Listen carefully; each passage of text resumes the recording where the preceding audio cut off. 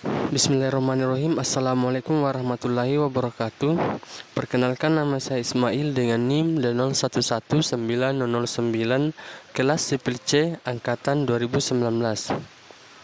Baik, pada kesempatan kali ini saya akan menjelaskan sebuah jurnal mengenai analisa kuat dukung pondasi bor file berdasarkan data pengujian lapangan, CON dan end standard penetration test.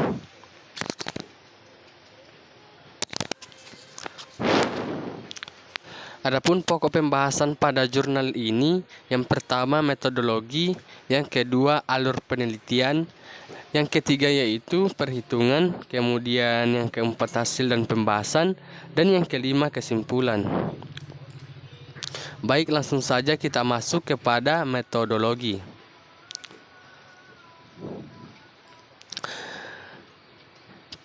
Di sini dijelaskan bahwa kapasitas kuat dukung tanah bor file dari hasil sondir.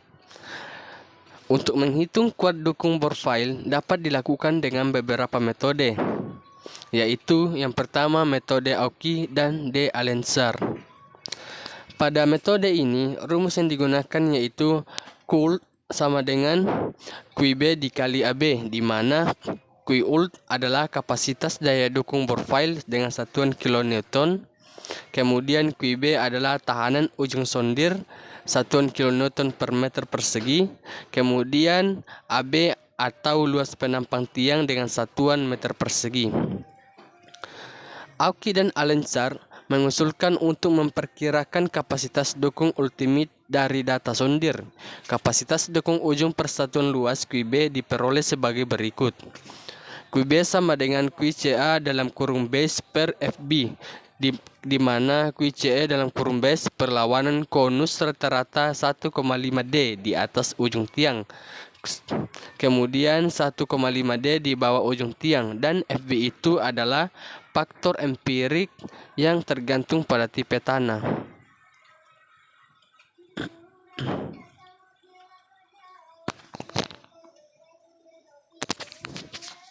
Kemudian yang kedua yaitu metode Sedgman dan Nottingham, di mana pada metode ini terdapat rumus yaitu QI sama dengan AB dikali FB ditambah AS kali FS, atau QU sama dengan AB dikali QCA ditambah AS kali KF dikali QF, di mana AB seperti sebelumnya, AB itu luas penampang tiang, di mana pada rumus ini satuannya itu cm persegi, kemudian AS yaitu luas selimut tiang dengan satuan cm persegi, kemudian FB yaitu tahanan ujung satuan dengan satuan kilogram per cm persegi, dan FS sama dengan tahanan gesek satuan dalam kurung kilogram per cm persegi, dan QCA sama dengan tahanan konus rata-rata dengan satuan kilogram per cm persegi. Selanjutnya itu QF adalah tekanan gesek sisi konus dengan satuan kilogram per cm persegi. KF adalah koefisien tak berdimensi, dan theta adalah koefisien korelasi. Kemudian metode selanjutnya yaitu metode Meyerhof.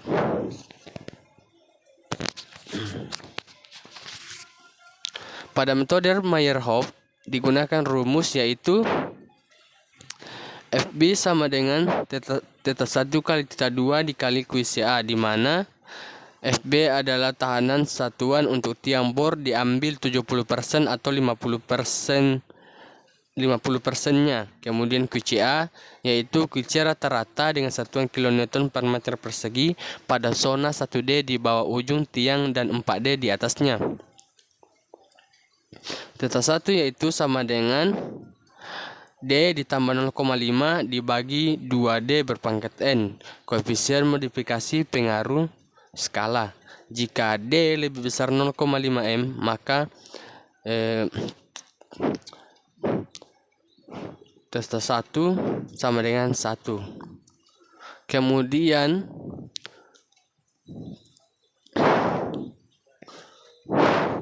Kemudian untuk 2 sama dengan 1/10D atau koefisien modifikasi untuk penetrasi tiang dalam lapisan pasir pada saat 1 lebih kecil dari 10D. Jika L lebih besar 10D maka W2 itu sama dengan 1. Kemudian D yaitu diameter tiang dengan satuan meter. Kemudian L kedalaman penetrasi tiang di dalam lapisan pasir padat, satuannya meter. Kemudian N adalah nilai eksponensial 1 untuk pasir longgar di mana QC lebih kecil dari 5 MPa. Kemudian 2 untuk pasir kepadatan sedang dengan 5 MPa lebih kecil dari Q atau Q lebih besar dari 5 MPa. Kemudian 3 untuk pasir padat di mana QC itu lebih besar dari 12 MPa. Kemudian poin ketiga yaitu kapasitas kuat dukung profil dari hasil standar penetration test atau NSPT. Terdapat beberapa metode dari bagian ini yaitu metode O'Neill dan Rese 1989.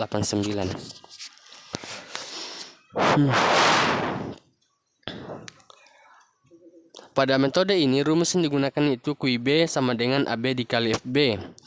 O'Neill dan Rese 1989 dari merekomendasikan tahanan ujung tiang bor pada penurunan 5% dari diameter dasar tiang pada pasar. Kemudian rumus kedua yaitu FB untuk mencari nilai FB itu sama dengan 0,60 dikali N60 di mana lebih kecil sama dengan 4.500 kPa, di mana AB itu luas dasar tiang bor, kemudian FB tahan ujung neto persatuan luas kPa, kemudian N60 nilai NSPT rata-rata antara ujung bawah tiang bor sampai 2 dB di bawahnya, tidak perlu dikoreksi terhadap overburden. Kemudian dB yaitu diameter ujung tiang bor dan Theta R yaitu tegangan referensi sama dengan 100 kPa.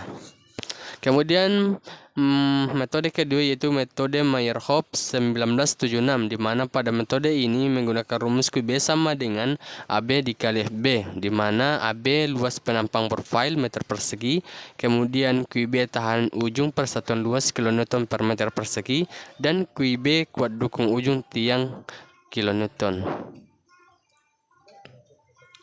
Kemudian metode ketiga yaitu metode Coyle dan Castello 1981.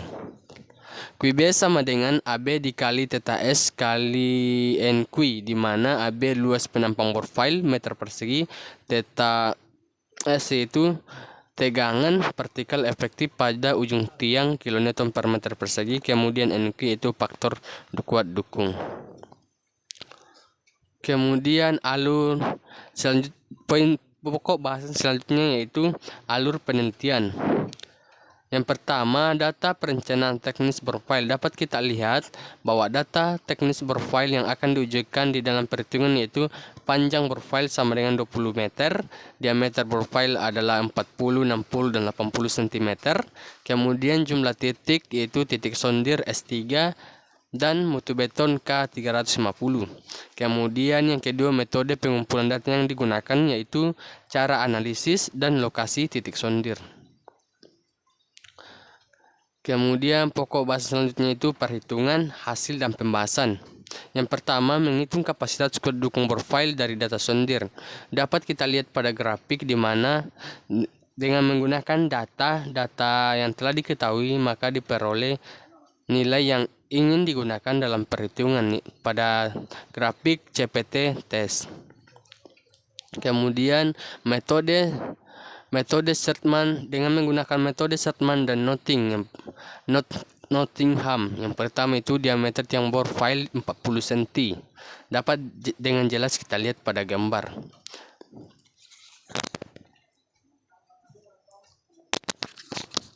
Tahanan ujung persatuan luas FB QI sama dengan AB dikali FB ditambah AS kali FS, atau QU sama dengan AB dikali W dikali QCA ditambah AS dikali KF dikali QF.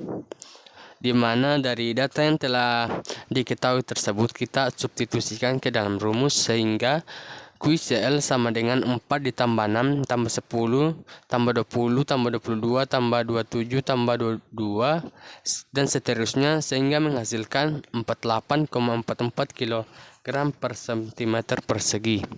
Kemudian QC2 yaitu telah diketahui bahwa nilainya adalah 8 tambah 164 tambah 107 dan seterusnya hingga menghasilkan QC2 sama dengan 158 ditambah 38 kg per cm persegi.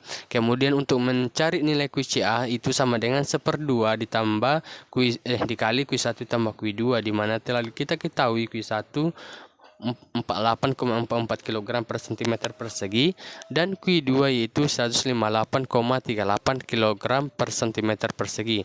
Tinggal kita substitusikan nilainya sehingga diperoleh 10.341 kN per meter persegi. Kemudian FB itu W dikali QCA lebih kecil sama dengan 150 kg per cm persegi atau setara dengan 15.000 kN per meter persegi. Asumsi pasir terkonsolidasi normal di mana OCR sama dengan 1, nilai faktor W itu sama dengan 1. FB sama dengan 1 dikali dari rumus tersebut, maka dari nilai tersebut dapat disubstitusi ke persamaan FB sama dengan W dikali QCA sehingga 1 dikali 103,41 kg per cm persegi sama dengan 103,41 kg per meter persegi atau 10.341 kN per meter persegi lebih kecil sama dengan 15.000 kN per meter persegi. Kemudian perhitungan selanjutnya itu tahanan ujung dengan rumus QB sama dengan AB ditambah FB sama dengan 1/4 V dikali 40 kuadrat kali 103,41 kg per cm persegi sehingga diperoleh 128,83 kN. Kemudian tahanan gesek dengan rumus QS sama dengan AS dikali FS di mana AS sama dengan V dikali D kali L di mana L sama telah diketahui bahwa nilainya adalah 17,40 meter. Tinggal kita substitusi ke dalam rumus sehingga memperoleh QS sama dengan 21,85 meter persegi. Kemudian untuk mencari nilai FS yaitu KF sama dengan FS sama dengan KF dikali QF di mana nilai KF sama dengan 0,9 dan QF diambil dari rata-rata tabel sondir yaitu 0,37. FS sama dengan 0,9 dari data-data yang diperoleh pada tabel sehingga dapat disubstitusi masuk ke dalam rumus sehingga FS sama dengan 0,9 dikali 0,37 sehingga menghasilkan 33,3 kN per meter persegi. Nah, setelah data FS dan AS telah diperoleh, maka tinggal kita substitusi ke persamaan Q sama dengan AS dikali FS sama dengan 21,85 meter persegi dikali 33,3 kN per meter persegi sehingga diperoleh 727,61 kN. Kemudian yang ke bagian D, kuat dukung ultimate dengan rumus QU sama dengan QB ditambah QS. Kemudian kita substitusi nilai QB dan QS yaitu 1208,83 ditambah 727,61 kN sama dengan 2026,44 kN. Kemudian dengan tiang board file dengan diameter 60 cm. Yang pertama itu tahanan ujung persatuan luas FB. Dengan cara yang sama sebelumnya, dapat kita perhatikan pada slide ini, di mana dengan diameter yang berbeda menghasilkan pula data yang berbeda, namun cara pengerjaannya tetap sama, sehingga diperoleh QC1 itu 17,63, QC2 144,42, QCI itu 8.103 kN per meter persegi. Kemudian tahan ujung yaitu 2289,91 kN. Tahanan geseknya yaitu 1000 dengan cara yang sama diperoleh tahanan gesek dengan cara yang sama pada diameter 40 cm diperoleh QS sama dengan QS atau tahanan gesek itu sebesar 1041,29 kN. Dan begitupun dengan kuat dukung ultimate diperoleh 3331,21 kN.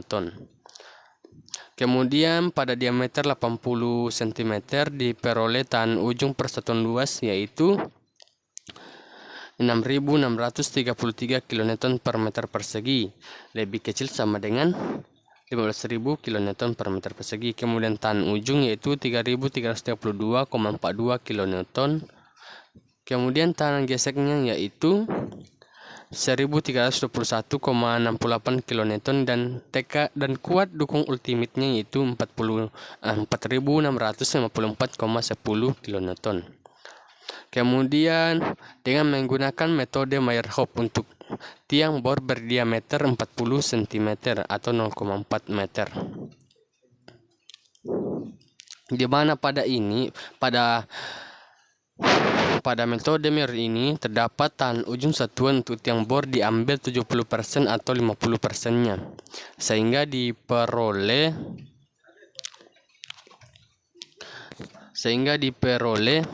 nilai B yaitu 14.840 kN per meter persegi atau KPA, di mana telah diketahui nilai FB itu sebesar 70%, sehingga nilai FB tersebut kita kali 70% sehingga mendapatkan 10.388 kN per meter persegi. Kemudian untuk tahanan ujung itu diperoleh 1304,73 kN.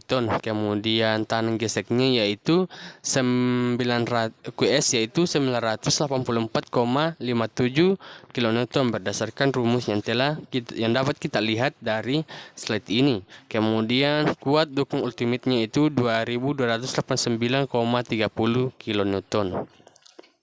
Nah, dari pembahasan dan perhitungan yang telah kita lakukan diperoleh kesimpulan yaitu yang pertama, dengan data sondir dan ukuran diameter tiang profile yang berbeda dengan memakai dua metode perhitungan yaitu Sedgman dan Nottingham. Kemudian yang kedua, begitu pula dengan hasil perbandingan perhitungan kapasitas kuat dukung tiang profile dari data NSPT. Kemudian kesimpulan yang ketiga yaitu perhitungan kapasitas kuat dukung tiang profile yang lebih optimis dengan safety faktor kecil akan berdampak pada efisiensi penggunaan material dan penghematan biaya konstruksi. Itu saja penjelasan dari saya. Sekian dan terima kasih. Assalamualaikum warahmatullahi wabarakatuh.